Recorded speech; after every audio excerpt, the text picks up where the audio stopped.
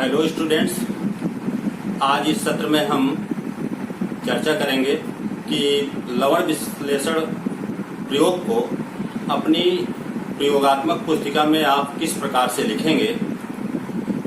बच्चों, केवल प्रयोगशाला में परीक्षण करना ही महत्वपूर्ण नहीं होता, बल्कि उस प्रयोग को सही एवं प्रभावशाली तरीके से अपनी प्रयोगात्मक पुस्तिका में लिखना भी उतना ही महत्वपूर्ण एवं आवश्यक होता है। प्रयोग करते समय कुछ चीजें ध्यान रखना चाहिए कि पहले आप रफ पर अपने परिणामों को लिख लें, फिर उसे अपनी प्रयोगात्मक पुस्तिका में लिखेंगे। अपनी प्रयोगात्मक पुस्तिका को अम्ल हुआ, क्षार हुआ या अन्य रसायनों से बचा करके रखना चाहिए। प्रथम पेज पर इंडेक्स बना लेना चाहिए। प्रत्येक नया प्रयोग जो है नए पृष्ठ से ही शुरू करें। इसी तरह जब भी कोई प्रयोग लिखते हैं तो आप सबसे पहले डेट, प्रयोग संख्या और पेज संख्या भी अंकित करें। कई बार प्रयोगात्मक जो पुस्तिका होती है उस पे पहले प्रिंट होता है कि प्रयोग संख्या कहाँ लिखना है और पेज कहाँ पे डालना है या डेट कहाँ पे डालनी है, उस अनुसार भी व्यवस्थित कर सकते हैं। अन्यथा की स्थिति में अगर नहीं पड़ा है तो आप डेट बाएं किनारे पर डाल सकते हैं और यहाँ पे प्रयोग, बीच में प्रयोग संख्या कर दें। प्रयोग संख्या 1 या 2 जो भी हो। आप पेज पृष्ठ संख्या यहाँ पे डाल सकते हैं या नीचे की साइड में पृष्ठ संख्या डाल सकते हैं। कई प्रयोगात्मक पुस्तिका में पाया गया है कि प्रयोग संख्या बाईं तरफ दिया गया है और दाईं तरफ दिनांक व पृष्ठ संख्या के लिए स्थान बना होता है, तो आप वहां पर डाल सकते हैं। तो यहाँ पर हम चर्चा करने जा रहे हैं कि अकार्बनिक लवण विश्लेषण को अपनी प्रयोगात्मक पुस्तिका में किस प्रकार से लिखेंगे। तो सबसे पहले प्रयोग संख्या और फिर उद्देश्य।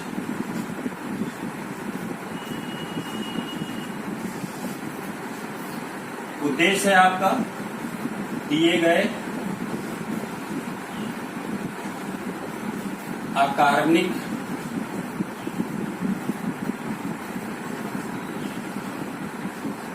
लवण में उपस्थित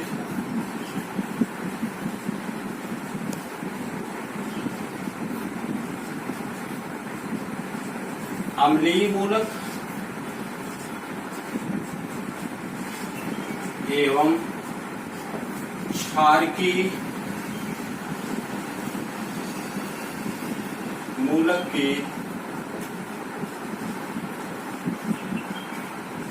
पहचान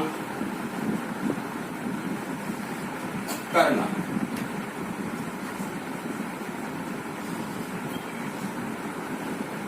चूंकि विज्ञान वर्ग में कक्षा 11 और कक्षा 12 में केवल लवण विश्लेषण है, तो उसमें एक अम्लीय मूलक और एक क्षारीय मूलक दिया होता है। मान लेते हैं कि आपने जो विश्लेषण किया वो लवण जो दिया गया था, उसमें जो मूलक आपने प्राप्त किया है आयरन और सल्फेट। अम्लीय मूलक में सल्फेट का परीक्षण किया है आपने और क्षारीय में आयरन का। तो उद्देश्य लिखने के बाद आप आवश्यक उपकरण भी दिखा सकते हैं।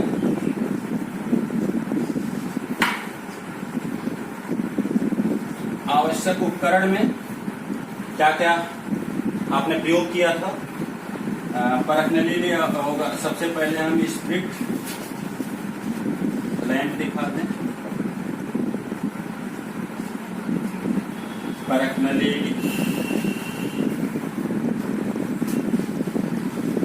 परखनली होल्डर, तो होल्डर ही हम लिख दे रहे हैं। इसी प्रकार अन्य जो उपकरण आपने इस्तेमाल किए हैं उसे आप दिखाएंगे। अन्य जिन उपकरणों को आपने इस्तेमाल किया। अब हम अम्लीय मूलक के लिए सारणी बनाएंगे।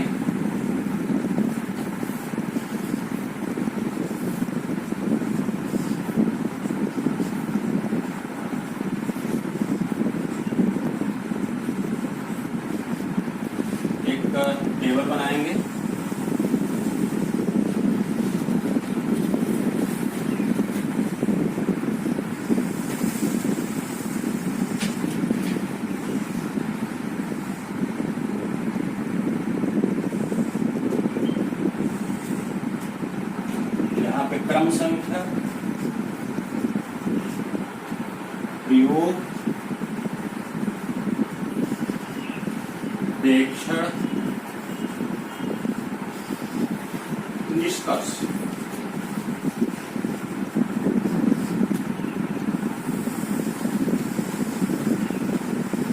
चूंकि अम्लीय मूलक में सल्फेट मिला है तो हम यहाँ पर प्रयोग देख सकते हैं। सल्फेट का परीक्षण करने के लिए आपने लवण लिया होगा, लवण को तन या सीएल में घोल करके बेरियम क्लोराइड विलयन मिलाया होगा।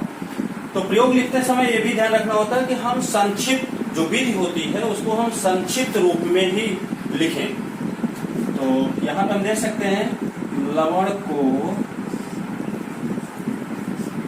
तनु या सीएल में घोलकर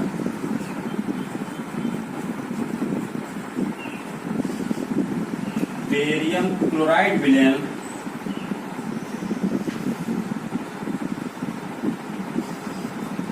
मिलाने पर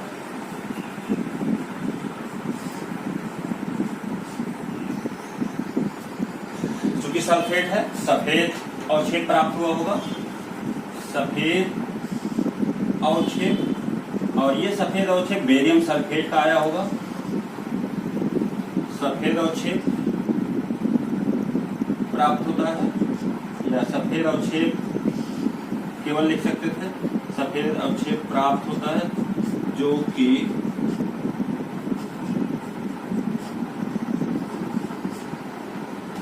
खनिज अम्लों में अविलेय है, या जो कि आप लिख सकते हैं सांद्र नाइट्रिक अम्ल में अविलेय है।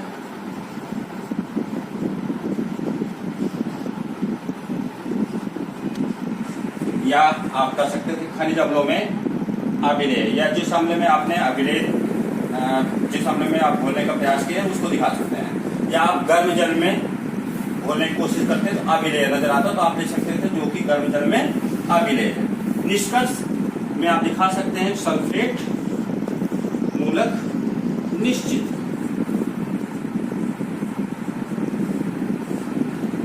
अब इसी तरह क्षारकीय मूलक के लिए साढ़े,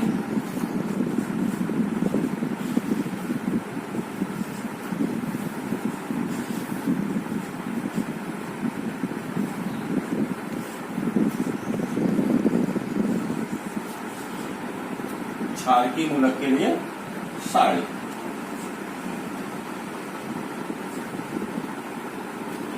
क्षारकीय मूलक के लिए भी उसी तरह एक टेबल ड्रा कर लेंगे।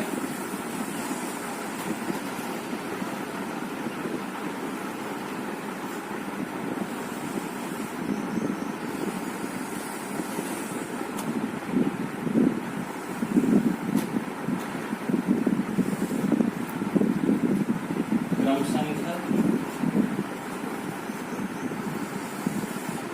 प्रयोग,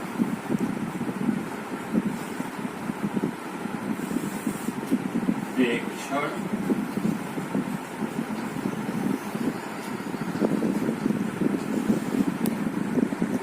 और निष्कर्ष।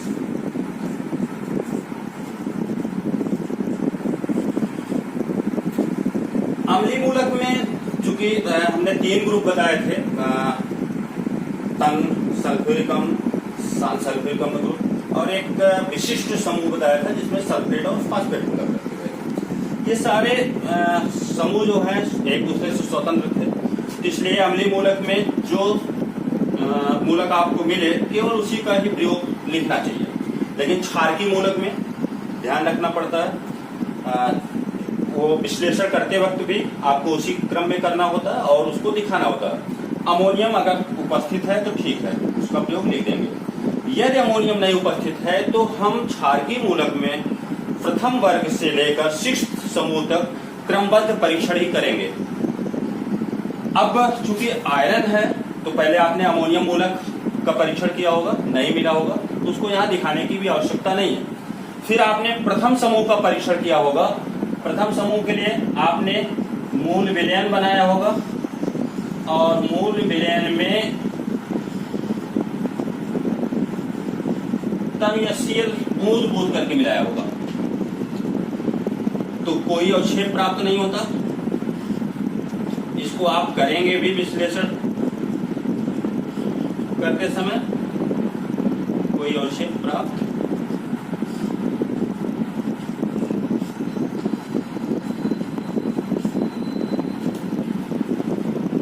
प्रथम समूह अनुपस्थित।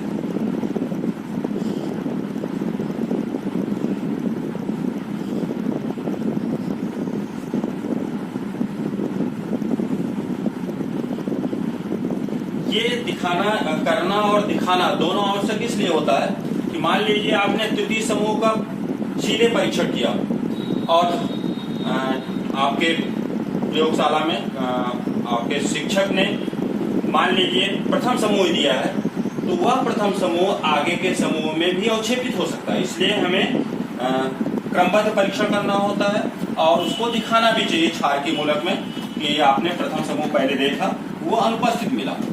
अब द्वितीय समूह के लिए जो प्रयोग है कि मूल विलयन लेते हैं और उसमें तन HCl मिलाते हैं और फिर H2S गैस प्रोवाइड करते हैं। तो यहाँ पर हम देख रहे हैं कि अगर हम इसी को हल्का गर्म करके H2S प्रोवाइड करते हैं तो द्वितीय समूह का प्रयोग हो सकता है।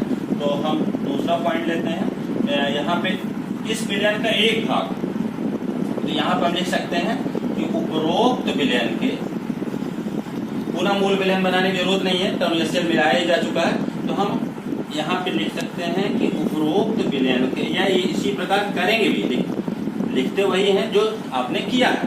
तो उपरोक्त विलयन के एक भाग में, एक भाग को हल्का गर्म करके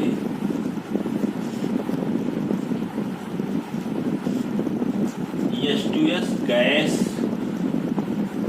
प्रोवाइड करने पर हाइड्रोजन सल्फाइड गैस प्रवाहित करने पर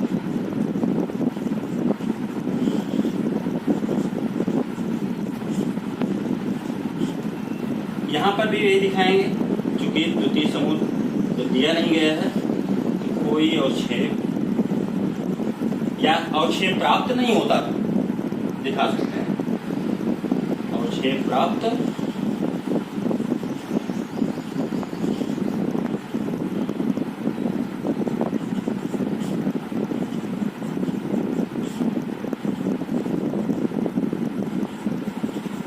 तो आपका द्वितीय समूह भी उपस्थित।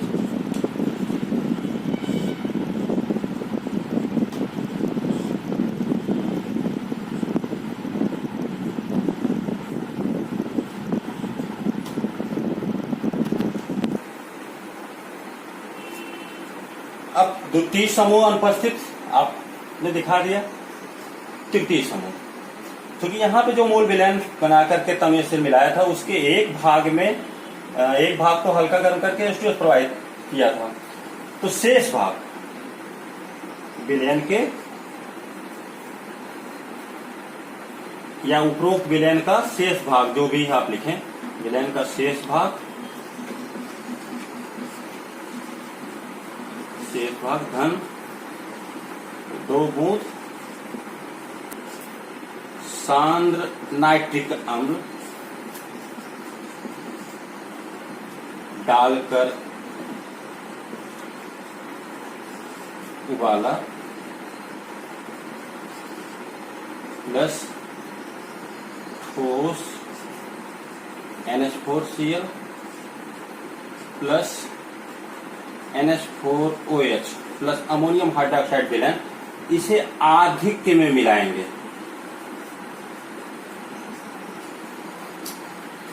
सांद्र नाइट्रिक अम्ल इसलिए आपने डाला होगा ताकि यदि शिक्षक ने फेरस दिया है, फेरस लवण दिया है, तो फेरस मूलक फेरिक मूलक में कन्वर्ट हो जाए, ऑक्सीकृत हो जाए।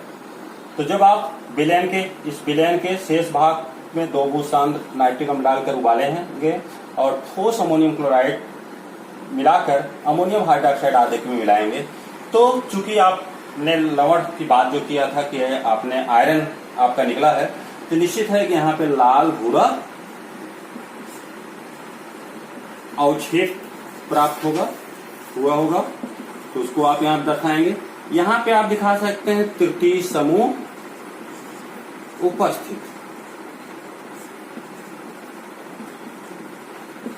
अब तृतीय समूह में चूंकि आपके पाठ्यक्रम में 2 मूलक थे, एक तो आयरन और दूसरा एल्युमिनियम।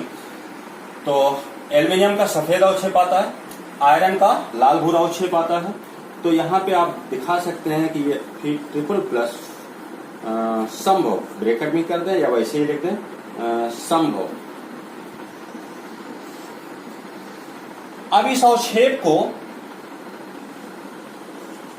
छान लेंगे या बिना छाने ही उसी में मिला सकते हैं।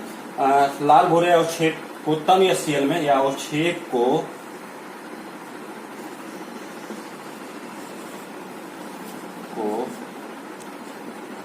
तन HCl में घोलकर 2 भाग करते हैं।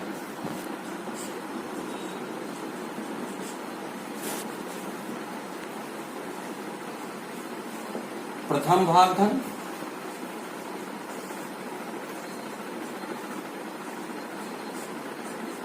प्रथम भाग में आपने पोटेशियम फेरोसाइनाइड मिलाया होगा, K4FeCN6। तो यहां पर नीला अवक्षेप प्रूसियन ब्लू अवक्षेप प्राप्त हुआ होगा। यहां पर आपने अगर गहरा नीला रंग का अवक्षेप प्राप्त किया है तो गहरा नीला रंग का अवक्षेप प्राप्त होता है लिखेंगे, या विलयन प्राप्त हुआ तो विलयन, और यहाँ पे दिखा देंगे या फिर ट्रिपल प्लस निश्चित।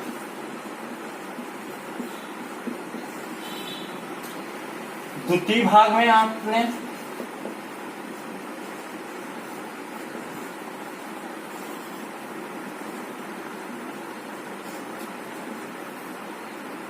अमोनियम थायोसाइनेट या पोटेशियम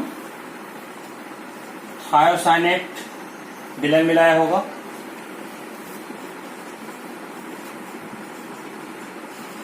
तो गहरे लाल रंग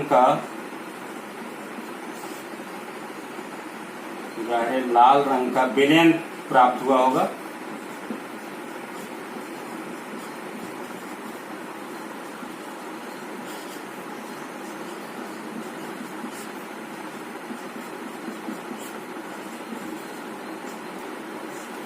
या फिर ट्रिपल प्लस निश्चित।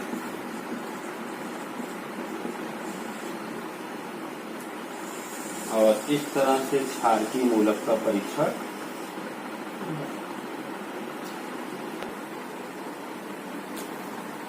अब प्रेक्षण आज लिखने के बाद परिणाम पर आते हैं। क्योंकि आपने अम्लीय में सल्फेट मूलक निकाला है, क्षारकीय में आयरन मूलक निकाला है, तो आप परिणाम दिखाएंगे कि दिए गए लवण में अम्लीय मूलक सल्फेट व क्षारीय मूलक Fe3+ उपस्थित है। इस तरह से आपका ये प्रयोग लेखन पूरा होता है। हाँ, यहाँ पर थोड़ा सा संशोधन भी कर सकते हैं, जैसे यहाँ पर कम चीजें दिखाई गई हैं, स्पीड लैम्प, परखनली होल्डर, इसके अलावा भी आपने परखनली स्टैंड, फिल्टर पेपर आदि का प्रयोग किया होगा।